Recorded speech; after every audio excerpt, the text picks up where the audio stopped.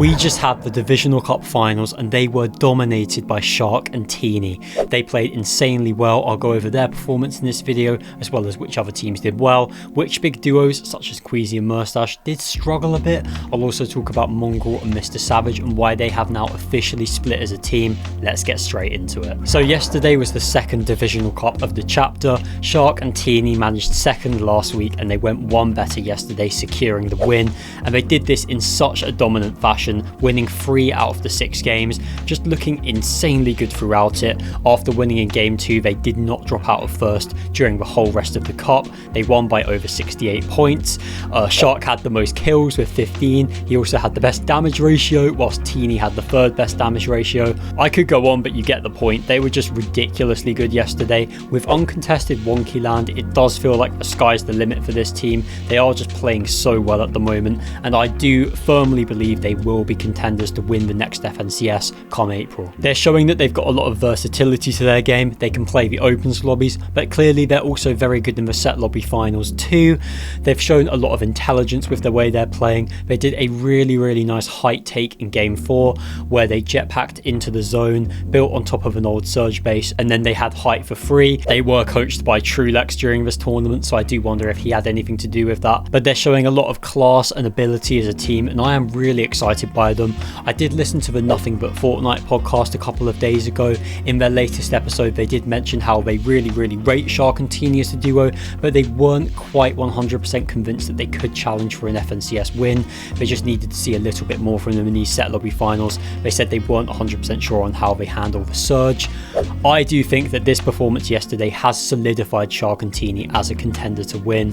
We've seen them manage the surge, we've seen them do great from uncontested wonky land. For me, there should no longer be any doubts. These guys are definitely one of the best teams on the region, and their ceiling is so high. The fact that Shxrk is this good now at the age of 14, think where he could be in a couple of years. During his prime, he will be ridiculous. I mean, we may be talking about levels that we've never even seen before in Fortnite. He could be a player to rival Peter, but this is the standard that he's going to set. I mean, the ceiling is sky high for him, and T3eny of course is doing brilliantly too. Don't let the fact that he had an off year in 2025 distract you from his clear ability as a player. He was brilliant at Globals 2024, and I do believe we are going to see T3eny go from strength to strength this year. But anyway, Shxrk and T3eny, a brilliant performance, a great first place from them. Let's go over to second place, which was Focus and Thomas HD, and these guys are also looking brilliant at the moment too. Definitely I think they're in the top 5 best duos on the region right now. They landed Ripped Tides, which they had uncontested, which meant they were able to get the mythic shotgun. In one of the games, Thomas HD also ended up with a sniper too, and well, when you put the sniper and Thomas HD together, it's going to be chaos, and they did of course win that game. Thomas hitting a nice snipe on Syned from height, and they were able to win the first game via that. They had the most eliminations out of any team in the whole tournament, with 28 in total. Interestingly, it was equally split between both players, Focus and Thomas HD both having 14 each, showing that they are a very fluid and balanced duo. There isn't one player that is significantly better than the other. I do think they are a really great fit, and I'm definitely excited to see how they can do this year. I do think they could also contend for an FNCS win. I do wonder if perhaps they should have been a little bit more aggressive going into the final game. Shxrk and T3eny did have quite a big points barrier, and I wonder if perhaps Thomas and Focus should have challenged them off spawn at wonky land in order to take the fight to them. Just be a bit more aggressive, because they landed at their normal POI and then went north searching for a fight with Shxrk and T3eny, but by that point it was too late and they did die early in the game. So maybe they needed to be a little bit more proactive. But listen, second place is still pretty solid. They were the victims of a bug in game 2. Their jetpacks wouldn't work for whatever reason, so perhaps if that hadn't have happened, then it might have been a more tight finish, or maybe they could have even won. But irrespective, second place is pretty solid from them. In third place we had Truly and Zynox. Now this is actually a new team, and certainly not one that a lot of people would have expected to have done well, so big credit to them. They landed in the southwest of the map, which is quite a congested area, definitely not somewhere that I would have expected them to do well from, so they definitely surpassed my expectations. Credit to them. In fourth place we had Syned and Giras, and this is a team that I've spoken about a couple of times in these videos because I do really rate them. I think they're definitely good enough to go to the Summit LAN, probably good enough to go to Globals too. They were excellent yesterday. They actually could have finished higher had it not been for an unfortunate incident in one of their games. I'll play the clip for you now. I don't know. Can you go for 1 second in zone? Like just I don't yeah. yet. You don't? Okay. You can go to the SAS studio. Yeah, I could. You should jetpack. I'm just gonna use the keg. Chug. Yeah, the chug. Oh, you good job. Yeah. You should go. It's pop check. Bro, what? An unfortunate occurrence for them. In 5th place we have Pixovsky and Seren. Now these guys have been doing really well lately as well. I've seen them at the top of a lot of leaderboards. It feels like they're qualifying for basically every event, and 5th is really solid from them. They did look good throughout. I could see these guys being an outside pick to make the Summit LAN for sure. If you don't know, the top 20 teams from EU in Major 1 will make the Summit LAN, and could I see them getting this?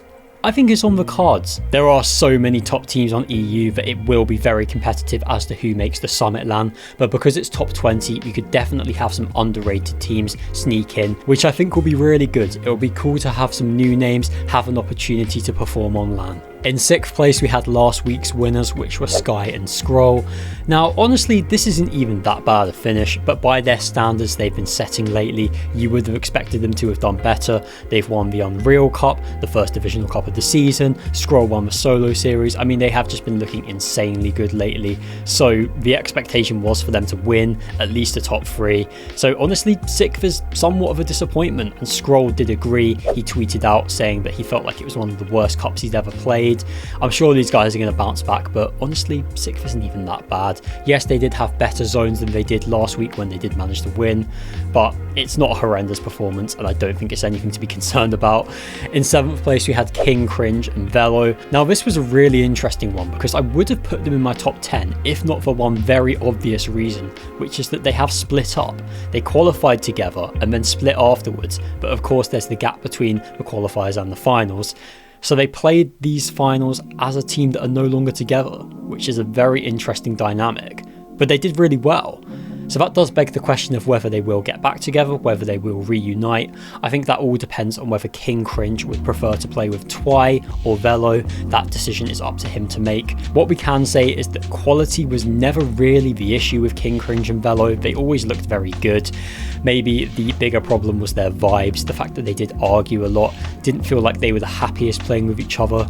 So my analysis as an outsider is that they do play well together, they do perform, but are they going to have the best time playing together? Perhaps not. But that could change in time. They might learn to enjoy playing with each other. I know they work with Puppy, the mental coach, and he could definitely help with that.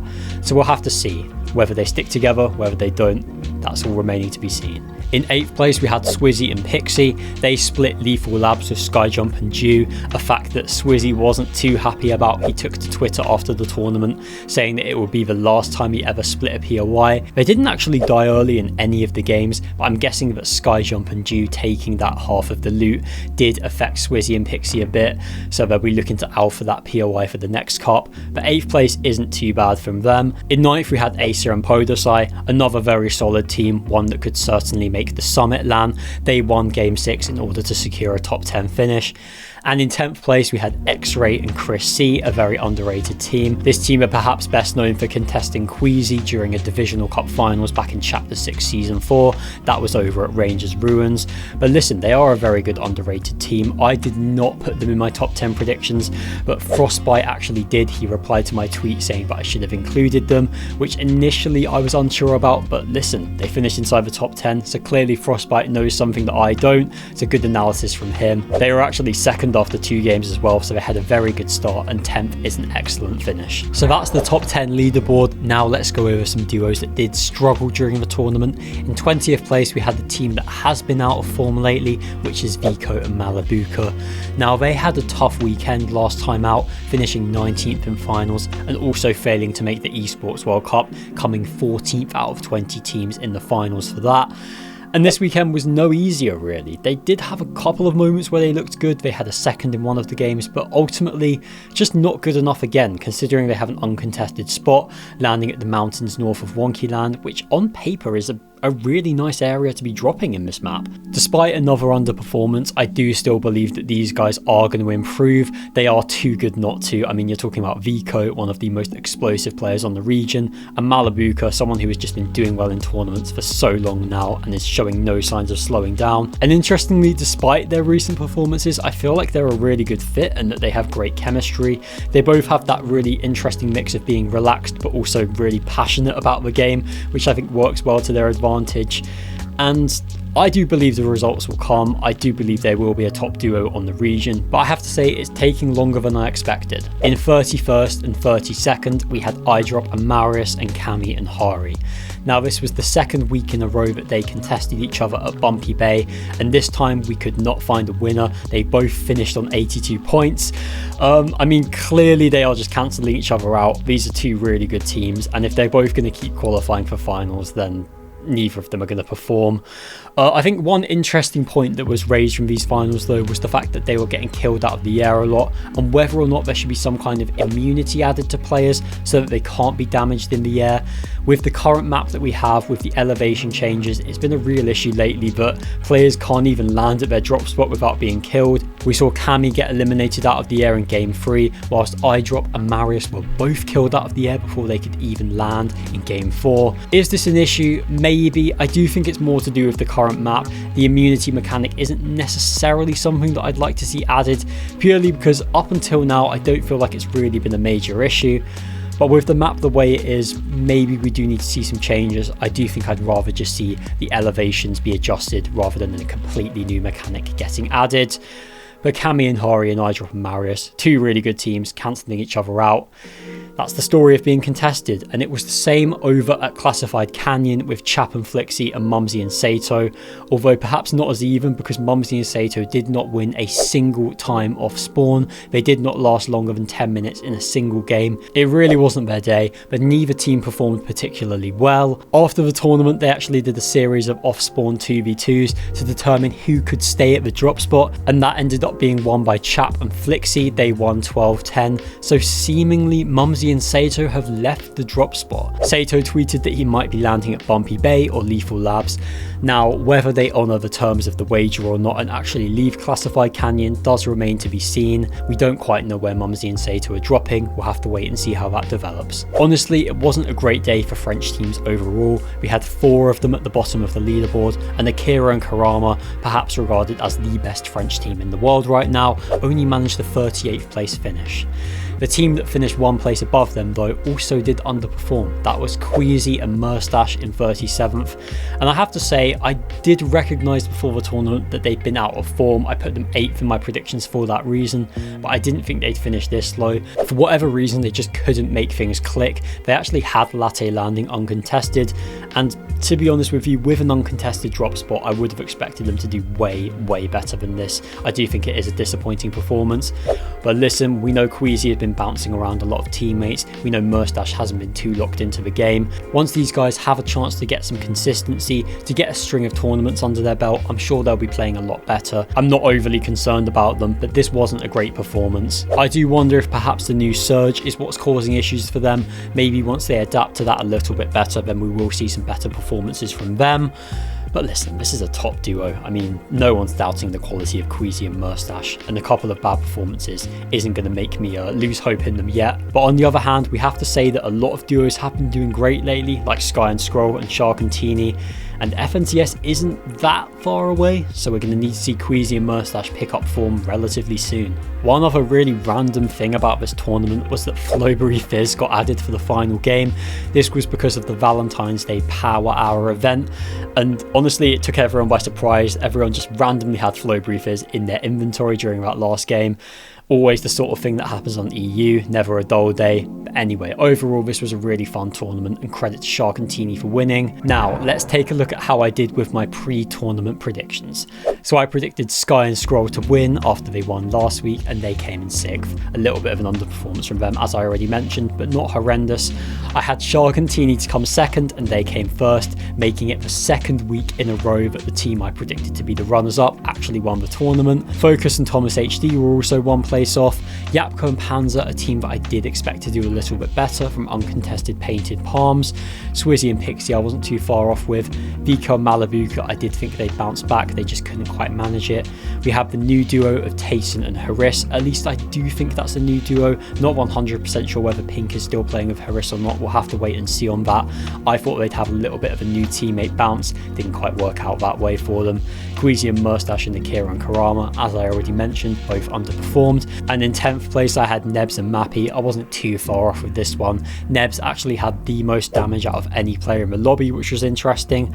But listen, not my best predictions, not my worst, I'll take it. Over to the other regions, the highest placing EU team on NA Central was Velo and Zynox, who managed a 20th place finish. And over on Middle East we had Queasy and Cringe manage a 7th place finish, and that was with only 5 games. Had they been able to play that 6th game out, and maybe they could have contended for the win. Now let's discuss the Mongraal and Savage news. Now I'm aware that this happened a few days ago, so I'm not going to go into it in too much depth, but the bottom line is that Mongraal and MrSavage are no longer playing together. And if you saw any of my tweets about the situation, I'm not the biggest fan of this. I felt like we always knew that Mongraal and Savage was going to be a long-term process. They weren't going to see top results overnight. It was going to take them a while to get used to playing with each other, to build the chemistry, to build the quality, and I can't understand why they looked into such a long-term commitment only to give up within a month. To me, they either had to honour the commitment and play together for the whole year, or just not bother forming in the first place. And in my opinion, they've wasted a month of each other's time doing this. But listen, if they really weren't working together, if they really felt like there was no potential, there was no future, then who am I to argue? It will be interesting to see who they both play with. Mongraal is looking likely to play with Turtle, and they would of course be coached by BloodX, whilst MrSavage may be going back to playing with Reason. They obviously did well at Globals last year, although Reason hasn't really been that locked into the game lately. Someone who I feel like is probably done at the top level of competitive, if we're being brutal, and MrSavage isn't the biggest grinder in the community either, so I do worry for that team. Maybe we see MrSavage and Mixon instead, although I do think Mixon and Franek is the most likely duo. Right now we don't have 100% confirmation of what's going on, but the bottom line is that MrSavage and Mongraal is no longer a thing. Now let's go back in time and talk about Thursday's Performance Evaluation Cup. Now the first game was won by a team that many people speculated could be cheating, so I'll leave them out. Game 2 was won by the new duo of King Cringe and Twy. As I mentioned earlier on in the video, King Cringe has the decision to make on whether he plays with Twy or Velo as his main teammate, and honestly he's been doing well with both of them, so listen, that could be a tough one. I do think King Cringe and Twy is the most likely team though.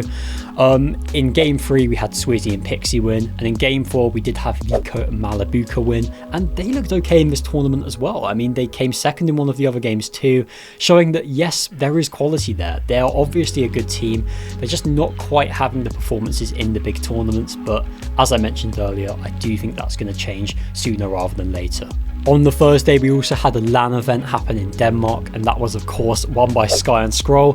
Who would have thought? Scroll had to play the eval Cup on a random setup because he was at that LAN, but listen, Shxrk and Scroll winning tournaments, nobody's surprised by that anymore.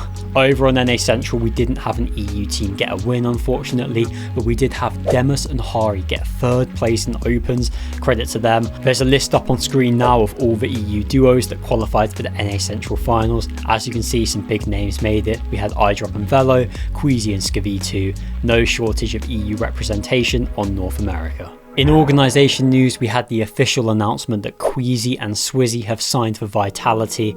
Now this has been something that's been known about for quite a while now, but we do now have the real confirmation of it. This doesn't mean that Queasy and Swizzy will be a duo again though. I do believe that Queasy and MrSavage will still be playing the Esports World Cup together. That is at least according to Queasy's dad. I mean, that could of course change, we'll have to see how it plays out.